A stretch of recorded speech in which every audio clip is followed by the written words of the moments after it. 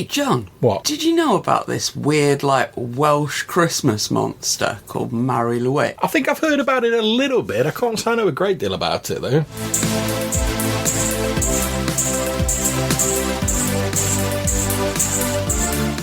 Okay, so Hannah, I know you've researched the Mari Lwyd. I don't exactly know if I'm pronouncing it wrong. Hit us up, Welsh people, if we are. Yeah, as I understand it, there's different pronunciations of it all over Wales. Oh, in different regions. So I'm going to go with Mari Lwyd because it just about fits with my Midlands accent and I can say it. But yeah, we're almost certainly saying it wrong. Okay, so for the disclaimer, for the purposes of this video, we're going with Mari Lwyd. Yeah, so you start with a horse's skull. Okay, yeah. On a pole with, a wire to the jaw so that you can make the jaw go snap. A bit like Big Bird's face. Oh, yeah, so like some sort of puppet. Yeah, but it's a horse skull. Okay, yeah. Well, you know I love me some skulls, so sounds good to me. You then get, a white cape that you attach to that to cover the person that's operating it. Okay. And get some pretty ribbons, because it's Christmas. Yeah, why not? What, 'tis the season Maybe and all some that. bells. Yeah, the old saying, 'tis the season to get out your horse skull.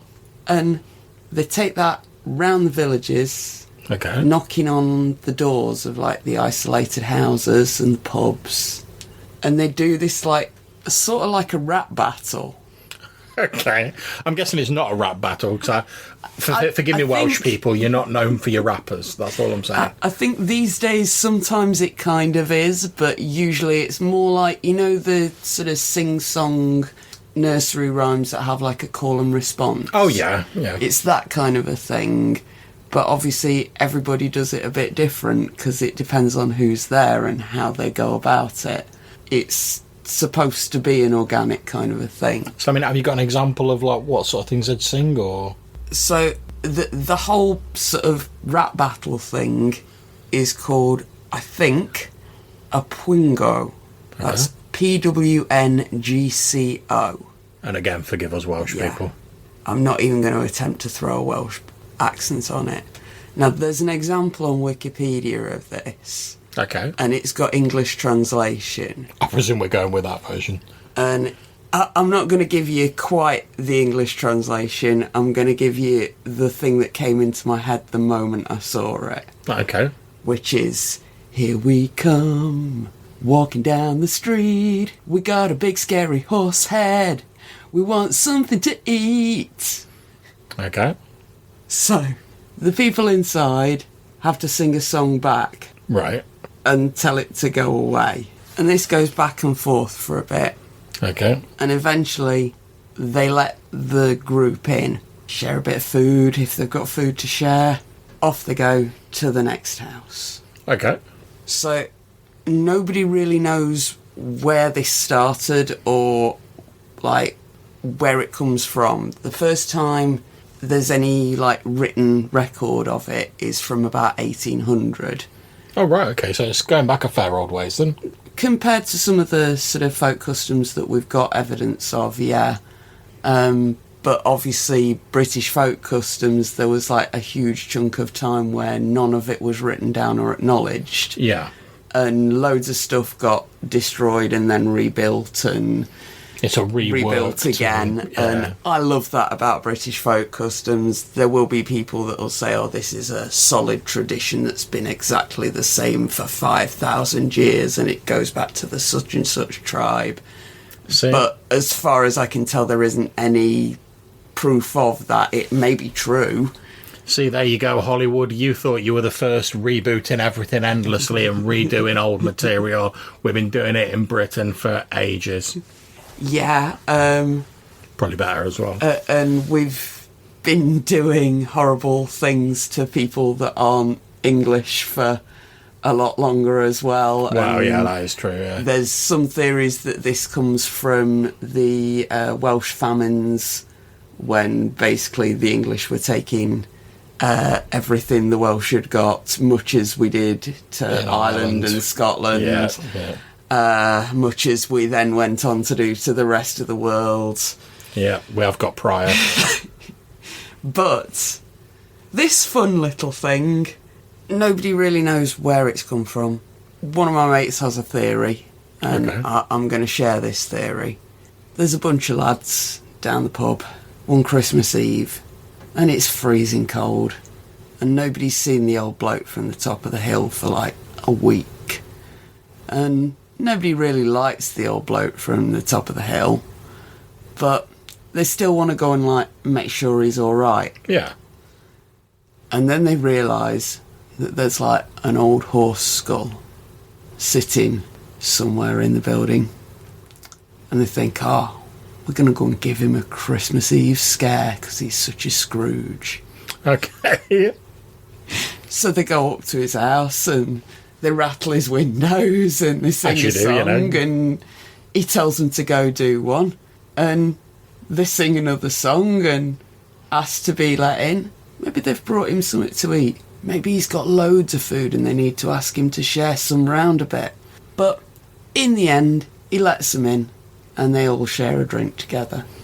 And a few years later, you got gangs of people doing this, going round to check up on all the old folks, all the people that maybe don't go down to the pub, don't want to be in the village for whatever reason, but they still want to go and check that they're all right through the winter. So your friend's theory is it potentially all started off as like a bit of a prank, and as part of like checking up on isolated members of a community at a sort of seasonal time of year, very cold, like especially with older people, when you're a bit worried about and they wanted to have a bit of fun, and there's probably a bit of drink flowing as well. Yeah, that sounds reasonable to me. I like the sound of that. So yeah, crazy Welsh folk customs with its crazy morbid horse. Yeah. Is just the kind of thing that is ideal for D&D. Okay, so how so then? I mean, it sounds an interesting legend, but how does this connect with like RPGs? So, first up, you've got a ready-made monster there. There are already a couple of versions of it. If you just Google Mari Lwyd D&D, you'll be able to find them. Generally speaking, here's an undead monster. He's got a couple of singing powers. And a big horse head. A big horse head, and probably some powers related to, like, feast and famine or fertility in the land. Yeah, that makes sense. So that's obviously a really good way to put it into your game if you wanted to do a one-off game. Here's a monster, it's terrorising the local area. Your players go and kill the monster. Huzzah. Yeah, that sounds like a basic sort of standard D&D framework that you could quite easily drop this into. What I do with this is I'd make it a folk custom that happens sort of as described, where it's an honour to play the Mari Lwyd, and it's something maybe your bard gets offered to do, or maybe another member of your player group gets offered to be the guy holding the horse head. Yeah. Because that is quite an honour. Tell you what, it might be an interesting thing to do as well. Like if you're playing in a game where sort of hiring like henchmen and sort of stuff like that's a big thing, it might be an idea that if you do particularly well at it, maybe next time you hire some henchmen in that village, you get a bonus because they're like, oh yeah, you're that guy who sang that song at when you did the Mari Lwyd last year. It would be quite a fun thing for a player party to do, and obviously you'd have to add more to that adventure. Yeah. Maybe you also add in a Mari Lwyd monster that is an undead creature of famine that you have to go and destroy. Maybe you throw in something completely different.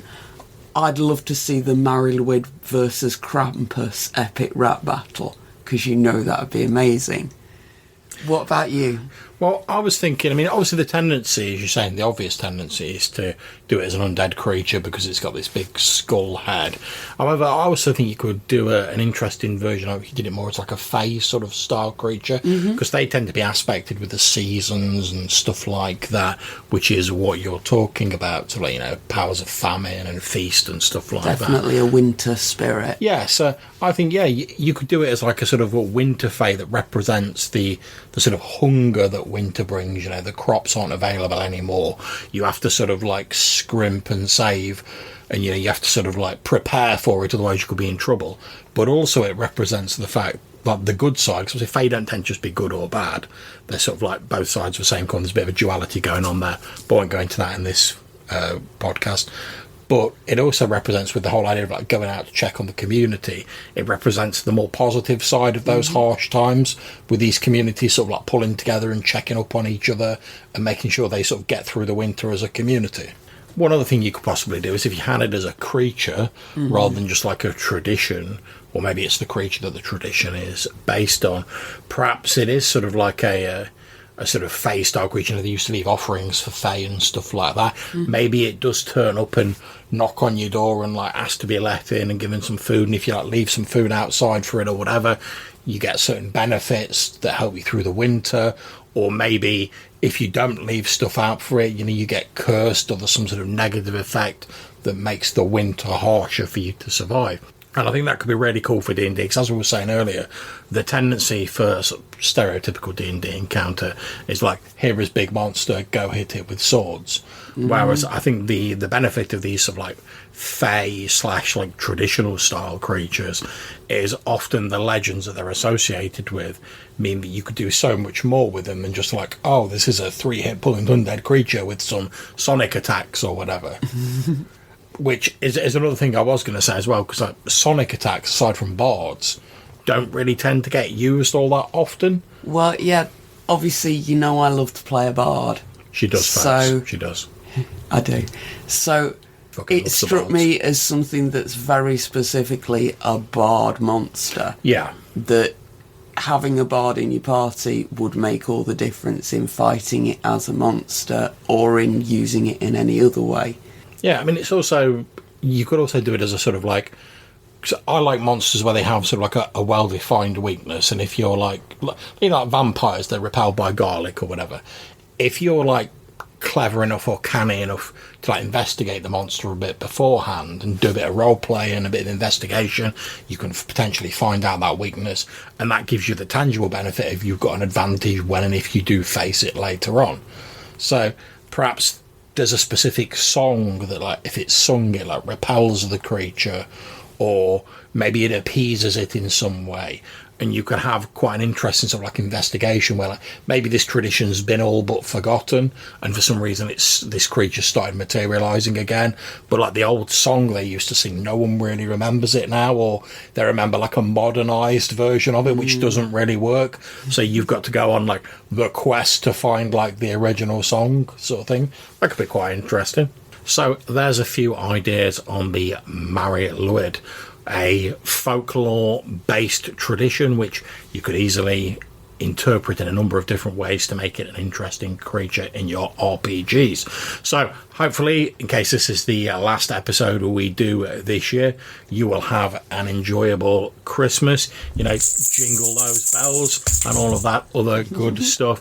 And if the Mari Lwyd does come knocking on your door, make sure you've got a few verses to sing.